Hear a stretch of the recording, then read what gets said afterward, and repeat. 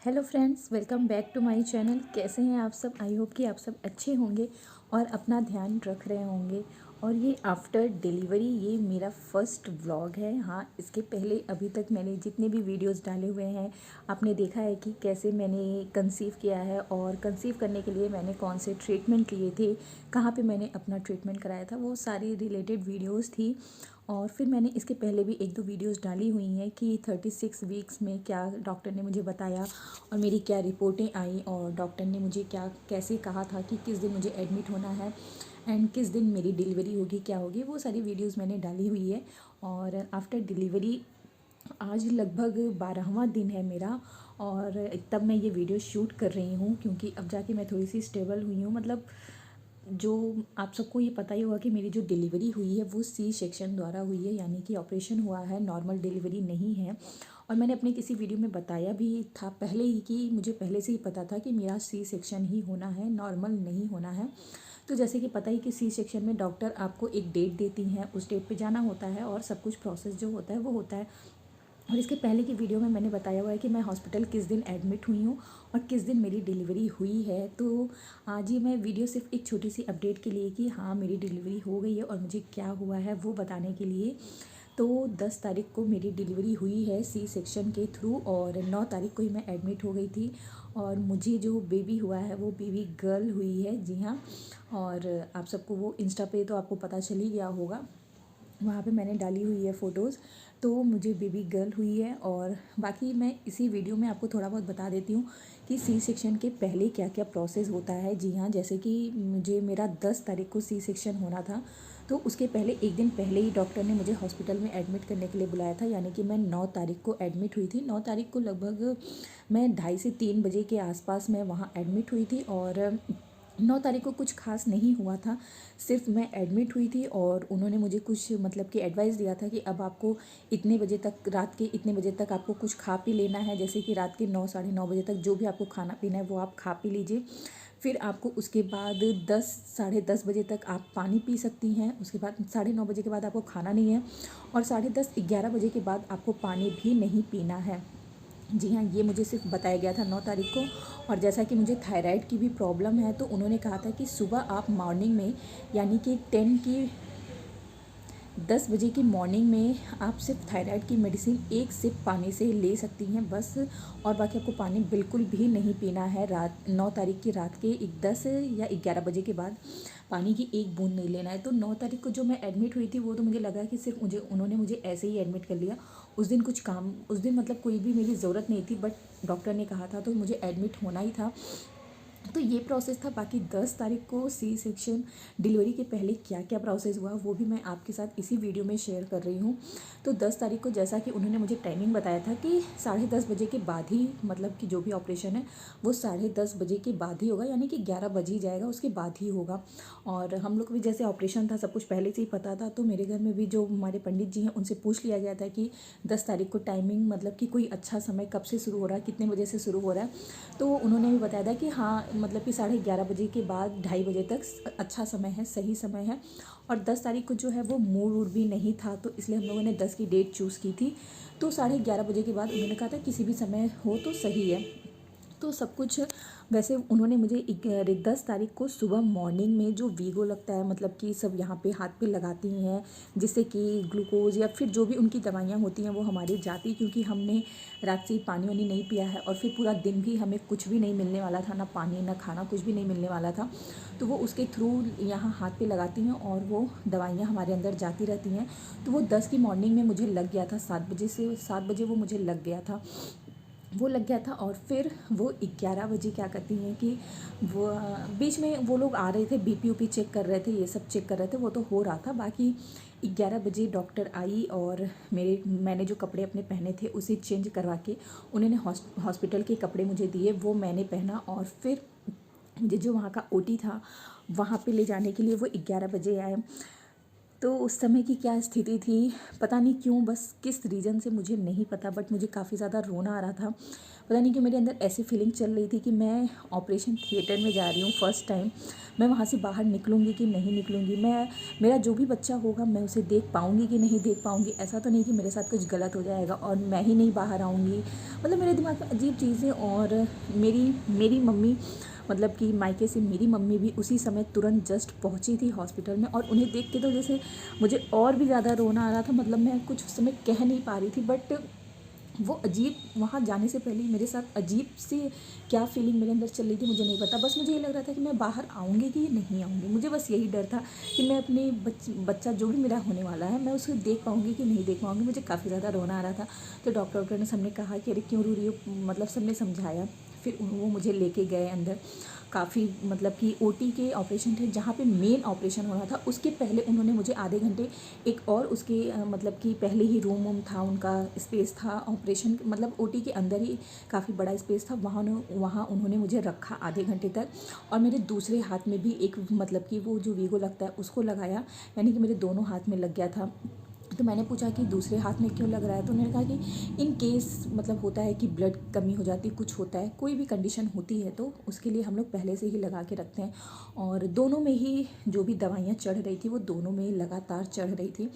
और आधे घंटे तक मैं वहाँ पे पहले थी, और वहाँ पे भी यही सब बीपी ऊपी ये सब चेक हो रहे थे, और डॉक्टर आ रहे थे, मेरी रिपोर्ट फाइलें सब देख रहे थे कि हीमोग्लोबिन कितना है, शुगर की क्या प्रॉब्लम है नहीं है, वो सब सारी चीज़ें चेक हो रही थी। और शायद जिनको एनेस्थीसिया देना था वो डॉक्टर अभी तक नहीं आए थे, तो इसलिए भी मुझे वहाँ पर काफ़ी देर तक रखा गया। आधे घंटे तक मैं वहीं पर थी। फिर जब शायद बात हुई, जो एनेस्थीसिया वाले डॉक्टर थे उनसे जब बात हुई कि वो फ्री हो चुके, वो अब आ रहे हैं, तो फिर मुझे जो मेन ओटी का रूम था मुझे वहाँ पे ले जाया गया। और मैं खुद से चल के वहाँ पे गई, और मैं काफ़ी ज़्यादा नर्वस थी। पता तो था कि अब बस कुछ ही समय में अब जो भी होना है वो हो जाएगा। तो मैं वहाँ अंदर गई, तो अंदर वहाँ पे जो भी प्रोसेस था मैं अंदर गई, वहाँ पे मुझे लेटाया गया और मुझसे पूछा गया मतलब कि मेरा नाम क्या है पूछा गया। और जो मेरी डॉक्टर थी जिनको मेरा मतलब कि करना था सर्जरी, वो डॉक्टर वहाँ पे आई, वो थी सुकृति उनका नाम है, तो डॉक्टर सुकृति भी वहाँ मौजूद थी। बाकी एक और डॉक्टर थे शायद उनके साथ जेंट्स थे, वो क्या करते मुझे नहीं पता, लेकिन वो भी थे वहाँ पे मौजूद थे। और प्लस जो एनेस्थीसिया वाले डॉक्टर थे वो भी वहाँ पे आ गए थे, और एक दो लोग और थे बाकी, और जो नर्सें होती हैं वो 3-4 लोग थी, और 2-3 लोग और थी जो शायद बच्चा होता तो तुरंत उसको देखने के लिए, उसको कुछ सक्शन होता है बच्चे को दिया जाता है क्या होता है, मैं सिर्फ सुन रही थी सब कुछ। वो सब चीज़ें वहाँ पे तैयार करके रखी जा रही थी, सब यही सब था। फिर बाकी मेरी क्या कहते हैं, मुझे वहाँ पे जो ओटी का जो बेड था उस रूम में मैं गई, तो वहाँ पे इतनी सारी चीज़ें थी कि मेरे समझ में नहीं आ रहा था कि ये ओटी है कि क्या है। बहुत सारी मशीनें, बहुत सारे मतलब औजार, बहुत सारी चीज़ें थी, मैं वो नहीं बता सकती कि वहाँ पे क्या क्या था। मैं काफ़ी ज़्यादा नर्वस पहले से ही थी। तो मैं गई, मुझे लिटाया गया, और मेरे क्या कहते हैं दोनों हाथ फैलाए गए, क्योंकि दोनों हाथों पे जो दवाइयाँ थी वो चढ़ रही थी। और फिर मेरे नीचे के जो एरिया है वो क्लीन किए गए, पूरा क्लीन किया गया। वो क्या चीज़ था मुझे नहीं पता, लेकिन काफ़ी लिक्विडी चीज़ था, उससे पूरा क्लीन किया गया। और प्लस जो एक पेशाब की थैली लगती है, यूरिन की थैली लगती है, वो मुझे इंसर्ट किया गया, वो लगाया गया। थोड़ा सा अनकंफर्टेबल फील हो रहा था, बट वो सारी प्रोसेस हुए और सभी लोग अंदर ही थे। फिर वहाँ पे एनेस्थीसिया जो लगाते हैं वो डॉक्टर आए, और उन्होंने मुझे बैठाया। मैं सिंपल सा बैठी, कुछ मुझे झुकने उकने के लिए नहीं कहा था, सिंपल सा मैं बैठी। और उन्होंने मुझे लगाने से पहले बताया कि अब आपको मैं ये इंजेक्शन लगाने जा रहा हूँ, तो आप बस हिलिएगा मत। तो मुझे काफ़ी ज़्यादा डर था कि एनेस्थीसिया का इंजेक्शन लगने से बहुत ज़्यादा पेन होगा, ये होगा। बट उससे ज़्यादा एक्साइटमेंट ये थी कि बस कुछ समय की बात और है, और मेरा होने वाला बच्चा मेरे सामने होगा, ये था। और मेरी, जैसा मैंने अधिकतर वीडियोस में और सब जगह सुना था कि आगे एक पर्दा डाल देते हैं, लेकिन मेरे आगे कोई भी पर्दा नहीं था, सब कुछ खुला ही था। बस हाँ, मेरी आँखें यहाँ से पूरी ऐसे ढक दी गई थी, पूरी आँखें ढक दी गई थी, पूरा ये मुंह ऐसे ढक दिया गया था, सिर्फ ये नाक खुली हुई थी बस। तो उन्होंने मुझे एनेस्थीसिया का जैसे इंजेक्शन लगाया और मुझे लिटाया गया। विद इन मुझे लगता है कि 1 मिनट के अंदर, या मैं कहूँ कि आधे मिनट के अंदर, मेरा मतलब कि इस एरिया के नीचे पूरी की पूरी मुझे लगा कि मेरे पास बॉडी ही नहीं है, मेरा पैर एकदम सुन्न, सब कुछ एकदम सुन्न। मुझे पता ही नहीं चल रहा था कि मेरी बॉडी है कि नहीं है। मुझे सिर्फ मतलब कि अपना ये हाथ पता चल रहा था और मेरे चेहरा, मेरी आँखें मतलब खुली हैं, मैं बोल सकती हूँ, सिर्फ मुझे यही पता था। बाकी मुझे कुछ भी नहीं पता था कि क्या है क्या नहीं है, पैर मेरे हैं कि नहीं है, मेरी शरीर है कि नहीं है, मतलब मुझे कोई आइडिया ही नहीं था। और मतलब वो तुरंत प्रोसेस, मतलब मुझे लगा कि एनेस्थीसिया का इंजेक्शन उसका असर होने में कुछ समय लगेगा, बट मुझे लगता है कि आधे मिनट के अंदर ही सब कुछ हो गया। बस हाँ, मुझे ये पता चल रहा था कि कोई बहुत प्रेशर धक्का दे रहा है, कुछ दे रहा है, बट जो मुझे असर हुआ सुन होने का उसके लगभग 2-3 मिनट के बाद मैं कान लगाई थी कि कुछ रोने की आवाज़ आएगी, रोने की आवाज़ आएगी, और मैं भगवान से प्रे कर रही थी, बस भगवान मेरा बच्चा रोते हुए बाहर आए। शायद मुझे लगता है मैं ज़िंदगी में हर माँ ये पहली बार ही मनाती होगी कि उसका बच्चा रोते हुए बाहर आए, तो मैं यही मना रही थी कि भगवान जो भी हो, बस मेरा बच्चा रो के बाहर आए। मैं बहुत ज़्यादा डरी हुई थी, और जब मैंने आवाज़ सुनी तो मुझे लगा कि हो गया हो। और जैसे मैंने काफ़ी वीडियो में सुना है कि लोगों को जब कट लगता है तो उन्हें पता चलता है, तो लेकिन मुझे ऐसा कुछ भी नहीं पता चला कि कब कट लगा, कब क्या हुआ, कुछ भी नहीं। बस हाँ, मुझे 1-2 बार जैसे लग रहा था कि कोई धक्का दे रहा, ऐसी मुझे फीलिंग आई थी, बट एकदम भी मुझे कुछ भी और नहीं खास पता चला। तो मुझे रोने की जब आवाज़ बच्ची की आई तो मैं पहले 2 मिनट तक एकदम शांत थी। मुझे लगा कोई खुद से बताएगा कि हाँ क्या हुआ, कैसे हुआ, बट कोई कुछ बोल ही नहीं रहा था। तो मुझे लगा कि बच्चे की रोने की आवाज़ तो आ गई है, बट मुझे लगता है कि वो प्रोसेस जो एमएस होती हैं, डॉक्टर होती हैं, उनको वो सब इतना जल्दी जल्दी करना होता है कि वो तुरंत आप नहीं शेयर कर सकती क्या हुआ, कैसे हुआ, बच्चा ठीक है कि नहीं ठीक है। क्योंकि जो 2 डॉक्टर थे जो लगे हुए थे, मैं थोड़ा बहुत तो देख पा रही थी। वो बच्चा निकाला, किसको दिया मुझे नहीं पता, बस वो अंदर ही जुटे हुए थे, क्या कर रहे थे क्या मुझे नहीं पता, जो सिलने का काम होता होगा वो कर रहे थे। और बच्चे को जो और सब लोग थी वो लोग लेके गए साफ उफ करके। लगभग 2 मिनट के बाद उन्होंने मेरा सिर्फ ये, वो भी नीचे वाला नहीं, सिर्फ ये खोला और बताया मुझे कि बिटिया हुई है आपको। और मैंने बस ऐसे चेहरा करके देखा। उस समय मैं कुछ समझ ही नहीं पाई कि मैं ना खुश हो पा रही थी, ना मैं बहुत दुखी, मतलब मुझे उस समय मैं एकदम अजीब से मतलब कहीं चली गई थी कि मेरा बच्चा हो गया। मतलब मेरे जीवन में एक था सपना मेरा था कि क्या मेरा बच्चा कभी होगा, क्या मैं, मेरे बच्चे की शक्ल कैसी होगी, मैं वो देख पाऊँगी कि नहीं। तो मैंने बस उसको देखा, वो एकदम लाल सी उस समय लग रही थी, एकदम लाल लाल लग रही थी। बस मैंने देखा तो मैं कुछ बोली ही नहीं। उन्होंने कहा आपने देख लिया, मैंने कहा हाँ देख लिया। बस मैंने पूछा ठीक है, कही हाँ एकदम ठीक है। बाकी मैं वहाँ पे सुन रही थी, वो लोग वेट बता रहे थे कि इतना वेट है, ऐसे है वैसे है। तो बस ये सब हुआ। उसके बाद मैं थोड़ी देर शांत हो गई क्योंकि मुझे लग रहा था कि मेरा बच्चा आ गया, इस दुनिया में आ गया। बस मैं यही सब सोच रही थी। और फिर मतलब कि ये सब हो रहा था। फिर अचानक 1 मिनट के बाद मुझे ऐसा लगा कि मेरे ऊपर से अभी कुछ बाहर आ जाएगा, मतलब मुझे जैसे वॉमिटिंग जैसा, जबकि मुझे पूरी प्रेगनेंसी में कभी वॉमिटिंग नहीं फील हुई। बट उस समय जैसे लगा कि ना मैं सांस ले पा रही हूँ, और मुझे ऐसा लग रहा था कि मैं कुछ बोल भी नहीं पा रही हूँ। मैं बोलना चाह रही हूँ बट मैं बोल नहीं पा रही हूँ।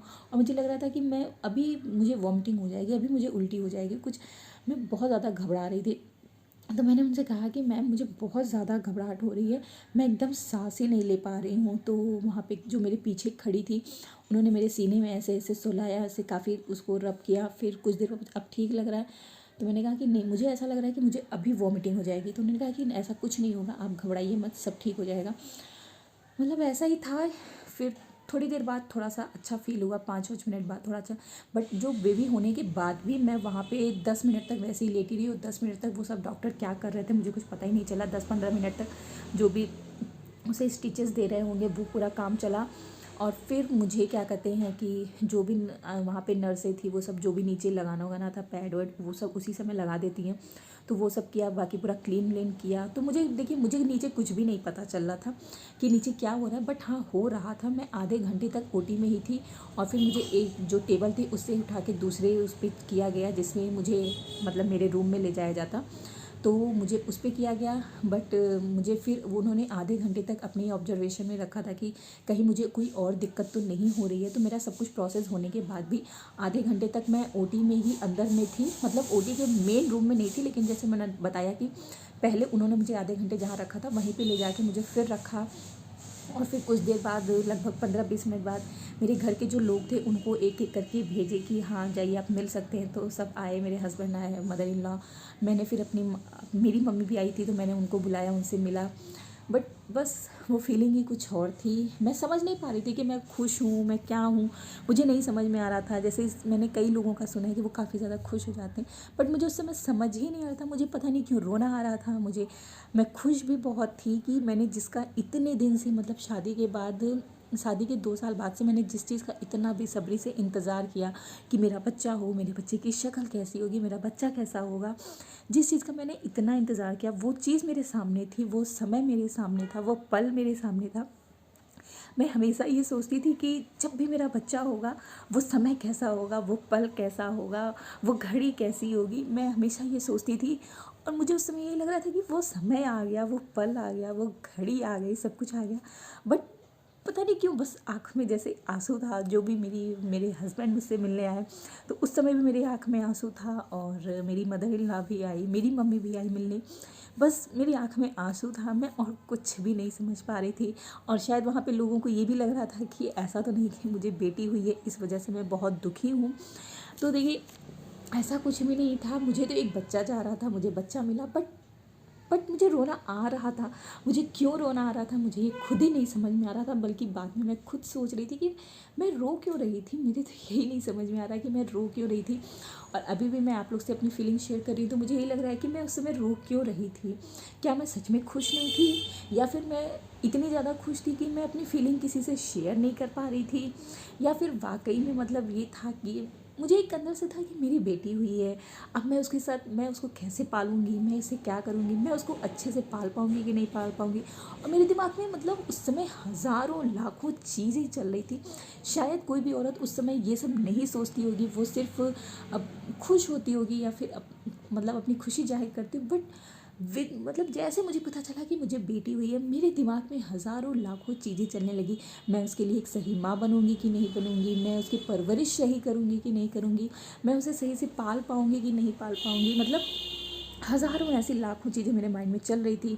और मैं बस मतलब मेरे आँख में आंसू आ रहे थे, और मुझे ये लग रहा था कि वो समय आ गया। बताओ, आज मैं जिस समय के लिए इतना इंतज़ार कर रही थी, वो समय आ गया, मेरी बच्ची आ गई है। तो यही सब था। बाकी फिर उन्होंने मुझे मेरे रूम में शिफ्ट किया। बाकी उसके बाद क्या मतलब कि प्रोसेस था, कितना पेन हुआ, कैसे क्या था, वो सब मैं आगे नेक्स्ट वीडियो में शेयर करूँगी, क्योंकि ये वीडियो बहुत ज़्यादा लंबी होगी और फीलिंग तो मैं अपनी बताने लगूँगी तो मुझे लगता है पूरा दिन बीत जाएगा।